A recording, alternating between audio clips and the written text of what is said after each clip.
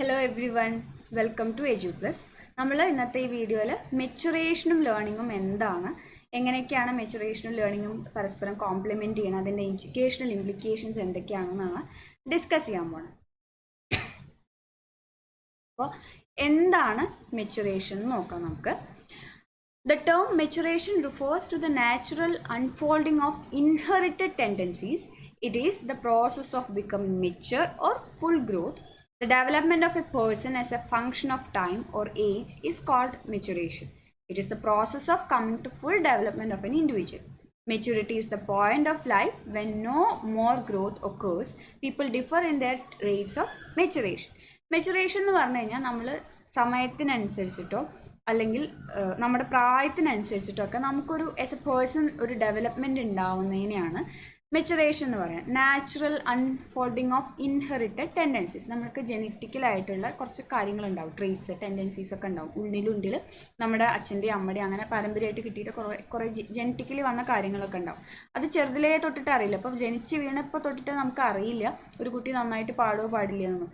പെട്ടെന്ന് അങ്ങനെ എന്തെങ്കിലും ഒരു ഇൻസിഡൻറ്റ് വരുമ്പോൾ കുറച്ച് കാലം കഴിയുമ്പോഴാവും നമുക്കത് മനസ്സിലാവുക, കുട്ടിക്ക് പാടാനുള്ള കഴിവുണ്ട്, അല്ലെങ്കിൽ അങ്ങനെ പ്രത്യേകിച്ച് ചിത്രം വരയ്ക്കാനുള്ള ഒരു കഴിവുണ്ട് എന്നൊക്കെ. അപ്പോൾ നമ്മൾ എന്ത് ചെയ്യാണ്, കുറച്ച് കാലം കഴിയുമ്പോൾ ഒരു പ്രത്യേക മെച്യൂരിറ്റികൾ എത്തുമ്പോഴാണ് നമ്മുടെ ജനറ്റിക്കലി ഇൻഹെറിറ്റഡ് ആയിട്ടുള്ള ടെൻഡൻസീസ് ഒക്കെ തന്നെ അൺഫോൾഡ് ചെയ്ത് പുറത്തേക്ക് ഇങ്ങനെ തുറന്ന് വരിക. ഇതിനൊക്കെയാണ് നമ്മൾ മെച്ചുറേഷൻ എന്ന് പറയുക. മൊത്തത്തിൽ നമുക്ക് പ്രായത്തിനനുസരിച്ച് പക്വത വരിക എന്ന് പറയില്ലേ, അതിനെയാണ് നമ്മൾ മെച്ചുറേഷൻ വരിക എന്ന് പറയാം.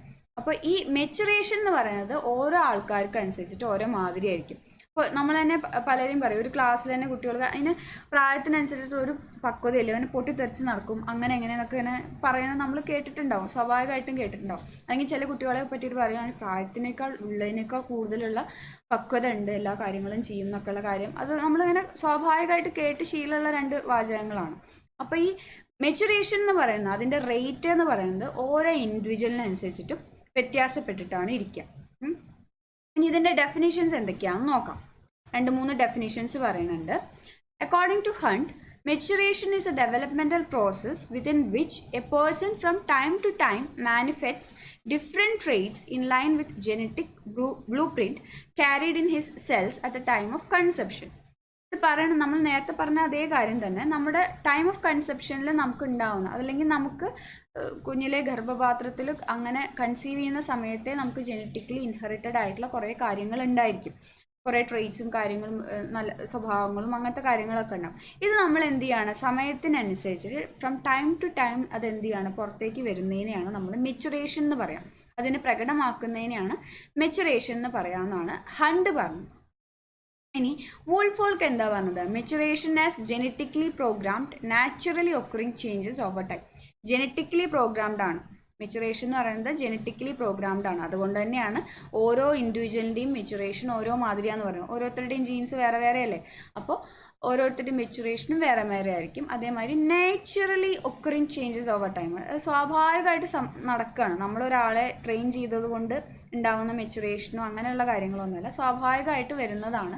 ഈ ജനറ്റിക്കലി പ്രോഗ്രാംഡ് ആയിട്ട് സമയത്തിനനുസരിച്ചിട്ട് സ്വാഭാവികമായിട്ട് നമ്മുടെ ജീൻസിനനുസരിച്ചിട്ട് നമുക്ക് ഉണ്ടാകുന്നതാണ് ഈ മെച്ചുറേഷൻ എന്ന് പറയുന്നത്.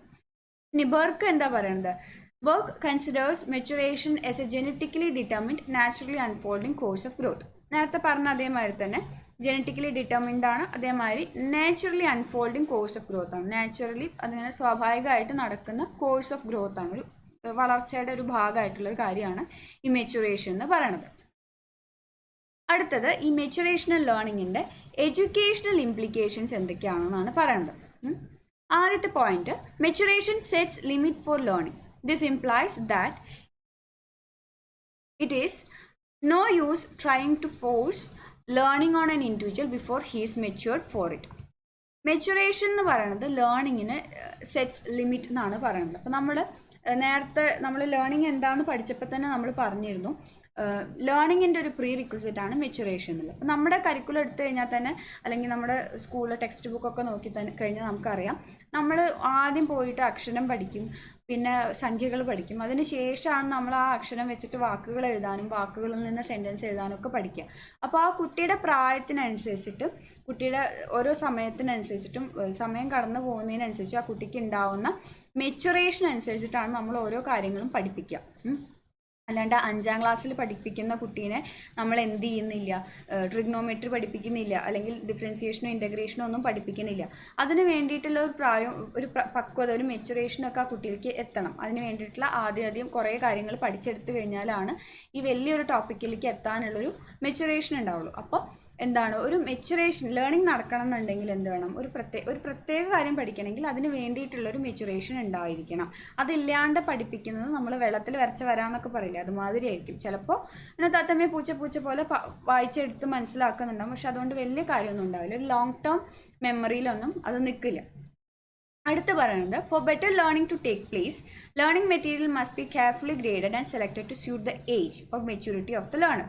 നമ്മളിപ്പോൾ പറഞ്ഞത് തന്നെ അല്ലേ, ഓരോ ക്ലാസ്സിലും ആ ക്ലാസ്സിൽ വരുന്ന കുട്ടികളുടെ പ്രായത്തിനനുസരിച്ചിട്ടായിരിക്കണം നമ്മൾ എന്ത് ചെയ്യേണ്ടത്, പഠനം നടത്താനുള്ള മെറ്റീരിയൽ, അതായത് ടെക്സ്റ്റ് ബുക്ക്, സിലബസൊക്കെ നമ്മൾ ഓർഗനൈസ് ചെയ്യേണ്ടത് ആ ക്ലാസ്സിൽ വരുന്ന കുട്ടികളുടെ പ്രായത്തിനെയും പക്വതേനെയൊക്കെ നമ്മൾ മനസ്സിൽ കണ്ടുകൊണ്ടായിരിക്കണം അവരുടെ സിലബസൊക്കെ ഉണ്ടാക്കാനായിട്ട്. ഇപ്പോൾ ചിലപ്പോൾ തന്നെ നമ്മൾ ചില ക്വസ്റ്റ്യൻ പേപ്പറൊക്കെ വന്നാൽ കേൾക്കാം, ഔട്ട് ഓഫ് സിലബസ് ആണ്, കോളേജ് ലെവലാണ്, സ്കൂളിൽ 10ാം ക്ലാസ്സിൽ വന്നതിന് കോളേജ് ലെവൽ ക്വസ്റ്റ്യൻസ് ആണെന്നൊക്കെ പറഞ്ഞിട്ട് കേൾക്കാം. അപ്പോൾ അത് എന്താണ്, കുട്ടികളുടെ മെച്ചുറേഷന് വെച്ചിട്ട് അവരുടെ പ്രായത്തിനും പക്വതയ്ക്കും അനുസരിച്ചിട്ട് വേണം നമ്മൾ എന്ത് ചെയ്യേണ്ടത്, ലേണിംഗ് മെറ്റീരിയൽ സെലക്ട് ചെയ്യാൻ. അടുത്ത point, lacking a sufficient degree of maturity a child cannot learn. Hence attempting to teach materials or functions before proper maturity has been reached will be a wasteful process. ഒരു sufficient degree of maturity എത്തുന്നതിന് മുന്നേ ഒരു കാര്യം പഠിപ്പിക്കുക എന്ന് പറയുന്നത് എന്തായിരിക്കും, waste of time ആയിരിക്കും എന്നാണ് പറയുന്നത്. അപ്പോൾ നമ്മൾ ഇപ്പോൾ റീപ്രൊഡക്ഷൻ്റെ കാര്യമൊക്കെ പഠിപ്പിക്കുക 9, 10 ക്ലാസ്സുകളിലാണ് നമ്മൾ റീപ്രൊഡക്ഷൻ്റെ കാര്യമൊക്കെ പഠിപ്പിക്കുക. അപ്പോൾ ഏതാണ്ട് അവർക്ക് പ്യൂബർട്ടിയൊക്കെ വന്ന് കുറച്ചൊക്കെ ആ ഒരു സ്റ്റേജ് എത്തിയിട്ടാണ് നമ്മൾ റീപ്രൊഡക്ഷൻ്റെ കാര്യങ്ങളൊക്കെ പറഞ്ഞു കൊടുക്കുക, സയൻറ്റിഫിക് ആയിട്ടുള്ള കാര്യങ്ങളൊക്കെ പറഞ്ഞു കൊടുക്കുക.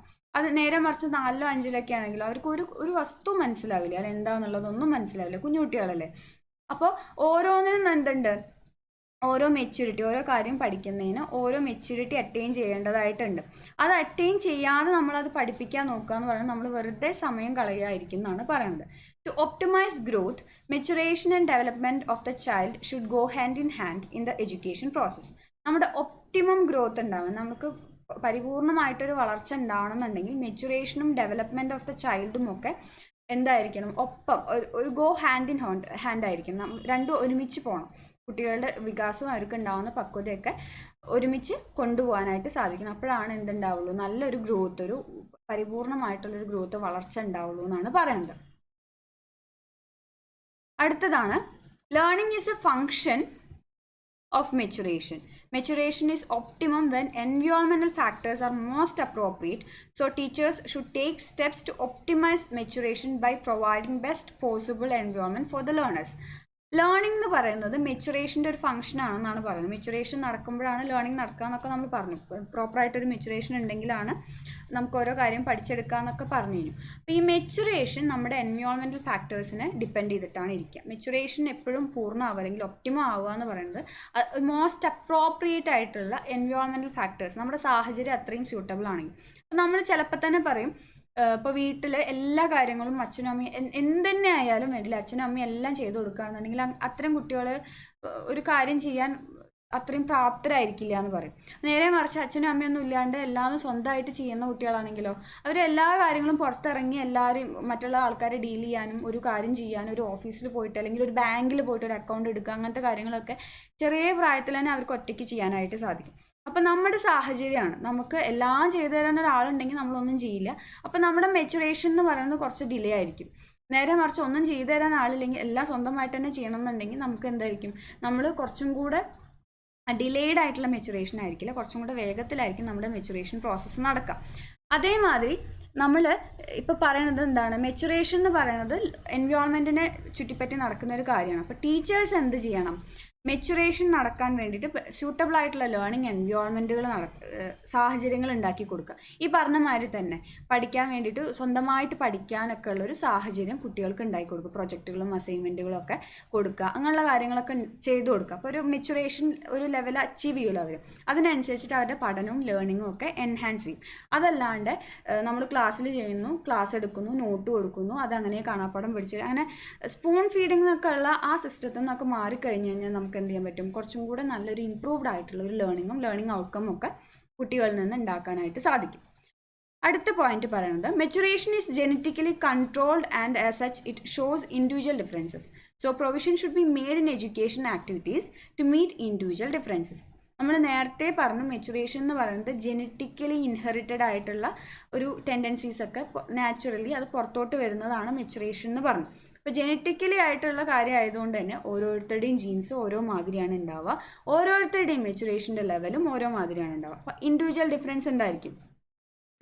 ഒരു കുട്ടി സ്വന്തമായിട്ട് പോയിട്ട് ഒരു ഓഫീസിൽ പോയിട്ട് ഒരു കാര്യം ചെയ്യണ്ടല്ലോ വിചാരിച്ചിട്ട് അതേ പ്രായത്തിലുള്ള കുട്ടി അത് ചെയ്തോളണം എന്ന് നിർബന്ധമില്ല. ഒരു കുട്ടിക്ക് സ്വന്തമായിട്ട് ഒരു ബസ്സൊക്കെ കയറി ഒരു 10 വയസ്സ് അല്ലെങ്കിൽ 11 വയസ്സിലൊക്കെ തന്നെ ബസ് പിടിച്ചിട്ട് കുറച്ച് ദൂരത്തുള്ള സ്ഥലത്തൊക്കെ പോകാനൊക്കെ പറ്റുന്നുണ്ടെങ്കിൽ അതേ പ്രായത്തിൽ കൂടെ പഠിക്കുന്ന ഒരു കുട്ടിക്ക് അതിനുള്ള കഴിവ് ഉണ്ടായിക്കോളണം എന്നില്ല. അപ്പോൾ ഓരോരുത്തരും ഓരോ രീതിയിലാണ് മെച്ചുറേഷൻ നടക്കുക. അപ്പോൾ ആ ഇൻഡിവിജ്വൽ ഡിഫറൻസ് മനസ്സിലാക്കാനും അതിനെയൊക്കെ കാറ്റർ ചെയ്യുന്ന രീതിയിലും ആയിരിക്കണം നമ്മുടെ എഡ്യൂക്കേഷണൽ ആക്ടിവിറ്റീസ് ഫോം ചെയ്യേണ്ടത്. എഡ്യൂക്കേഷനിലുള്ള കരിക്കുലും അതിൻ്റെ മെറ്റീരിയൽസും അതിലുള്ള നമ്മുടെ കോ കരിക്കുലാർ ആയിക്കോട്ടെ എല്ലാ ആക്ടിവിറ്റീസും ഒക്കെ നമ്മൾ ഫ്രെയിം ചെയ്ത് എടുക്കേണ്ടത്. അടുത്തത് effectiveness of learning depends upon maturity. Regardless of how much effort children put into learning, they cannot learn until they are developmentally ready to learn. This calls for a age appropriate curriculum in our educational system. നമ്മൾ നേരത്തെ പറഞ്ഞ മാതിരി തന്നെ age appropriate ആയിട്ടുള്ള ഒരു curriculum ആയിരിക്കണം കുട്ടികൾക്ക് നമ്മൾ പ്രൊവൈഡ് ചെയ്യേണ്ടത്. അവരുടെ പ്രായത്തിനും പക്വതയ്ക്കും അനുസരിച്ചിട്ടുള്ള മെറ്റീരിയൽസ് വേണം നമ്മൾ പഠിപ്പിക്കാൻ. അല്ലാത്ത പക്ഷം അവർക്ക് എന്ത് ചെയ്യാൻ പറ്റില്ല, വിചാരിച്ച അത്ര ഒരു ഡെവലപ്മെൻറ്റ് ഉണ്ടാക്കാനായിട്ട് സാധിക്കില്ല. അടുത്ത് പറയുന്നതാണ് an understanding of stages and levels of maturation helps the teachers to know what and when to begin teaching a selected skill. അപ്പോൾ കുട്ടികളുടെ മെച്ചുറേഷനെ പറ്റിയിട്ടും അവരുടെ ലെവൽ എന്താണെന്നൊക്കെ ആ ഒരു പക്വതയുടെ ലെവൽ എന്താണെന്നൊക്കെ മനസ്സിലായി കഴിഞ്ഞാൽ ടീച്ചർക്ക് എന്ത് ചെയ്യാൻ പറ്റും, എപ്പോൾ എന്ത് പഠിപ്പിക്കണം എന്നൊക്കെ ഉള്ള മനസ്സിലാക്കാനുള്ള ടീച്ചർക്ക് ഒരു എബിലിറ്റി വരും. അതേമാതിരി the understanding of complexity of changes that takes place as a result of learning and maturation would make a teacher effective. അതേമാതിരി തന്നെ ലേണിങ്ങിൻ്റെയും മെച്ചുറേഷൻ്റെ ഒക്കെ ഭാഗമായിട്ട് ഉണ്ടാകുന്ന കോംപ്ലക്സിറ്റീസും ചേഞ്ചസും എന്തൊക്കെയാണെന്ന് മനസ്സിലാക്കി കഴിഞ്ഞാൽ അതിൻ്റെ ഭാഗമായിട്ട് വരുന്ന ഈ ലേണിങ്ങിൻ്റെയും മെച്ചുറേഷൻ്റെ ഒക്കെ ഭാഗമായിട്ട് വരുന്ന വ്യത്യാസങ്ങളുണ്ടല്ലോ, കുട്ടികളിൽ ഉണ്ടാകുന്ന വ്യത്യാസങ്ങൾ, അതൊക്കെ മനസ്സിലാക്കാൻ ഒരു ടീച്ചർക്ക് കഴിഞ്ഞു കഴിഞ്ഞാൽ ടീച്ചറുടെ ടീച്ചിങ് എഫക്റ്റീവ് ആക്കാനും ടീച്ചറുടെ മൊത്തത്തിൽ കുട്ടികളോടുള്ള ഒരു റിലേഷനൊക്കെ എഫക്റ്റീവ് ആക്കാനൊക്കെ ആയിട്ട് സാധിക്കും. Maturation sets limits to what a person can be. This understanding has implications on the curriculum selection. Curriculum should be chosen according to the level of learning and maturation. നമ്മൾ നേരത്തെ discuss ചെയ്ത point തന്നെ എന്താണ് ഒരു person എന്നുള്ളത് define ചെയ്യാൻ, അതിൽ limit ചെയ്യാനൊക്കെ മെച്ചുറേഷൻ ഒരു എബിലിറ്റി ഉണ്ട്. ഒരു ആളെന്താണെന്നുള്ളത് അയാളുടെ പക്വതയ്ക്ക് അനുസരിച്ചിട്ടാണ് നമ്മൾ അയാളെ ഡിഫൈൻ ചെയ്യുക അല്ലേ. പ്രായം ഉണ്ടായിട്ട് കാര്യമില്ല, ചിലപ്പോൾ നല്ല കുട്ടികളിയായിട്ട് നടക്കുന്ന ഒന്നൊരു സീരിയസ് ആയിട്ടല്ലാത്ത ഒരാളെ നമ്മൾ ഭയങ്കര കോൺഫിഡൻഷ്യൽ ആയിട്ടുള്ളൊരു റെസ്പോൺസിബിലിറ്റി ഏൽപ്പിക്കാൻ ഒന്ന് സംശയിക്കും, ആദ്യം ഒന്ന് സംശയിക്കില്ലേ, അതേമാതിരി തന്നെ. അപ്പോൾ നമ്മൾ എന്ത് ചെയ്യണം, ആ ഒരു കരിക്കുലം നമ്മൾ സെലക്ട് ചെയ്യുമ്പോൾ അത് ഈ ലേണിങ്ങിനെയും മെച്ചുറേഷനൊക്കെ ബേസ് ചെയ്തിട്ട് അവർക്ക് അപ്രോപ്രിയേറ്റ് ആണോ എന്നുള്ള കാര്യത്തിലൊക്കെ വേണം നമ്മൾ കരിക്കുലം സെലക്ട് ചെയ്യാൻ. ഏജ് അപ്രോപ്രിയേറ്റ് ആയിട്ടുള്ള മെച്ചുറേഷൻ അപ്രോപ്രിയേറ്റ് ആയിട്ടുള്ള കരിക്കുലം വേണം നമ്മൾ സെലക്ട് ചെയ്യാനായിട്ട്. ഇത്രയാണ് നമുക്ക് മെച്ചുറേഷൻ ആൻഡ് ലേണിംഗ് എന്നുള്ള ടോപ്പിക്കിൽ പറയാനുള്ളത്. സിമ്പിളാണ്. എന്താണ് മെച്ചുറേഷൻ എന്ന് പറഞ്ഞു, അതിൻ്റെ ഡെഫിനേഷൻ പറഞ്ഞു, പിന്നെ മെച്ചുറേഷനും ലേണിങ്ങും തമ്മിലുള്ള എഡ്യൂക്കേഷണൽ ഇംപ്ലിക്കേഷൻസ്, അതെങ്ങനെയൊക്കെയാണ് നമ്മുടെ എഡ്യൂക്കേഷനെ, നമ്മുടെ ലേണിങ്ങും മെച്ചുറേഷനും എഡ്യൂക്കേഷനെ എങ്ങനെയൊക്കെയാണ് ബാധിക്കുക എന്നുള്ള കാര്യങ്ങളൊക്കെ നമ്മൾ ഡിസ്കസ് ചെയ്തു.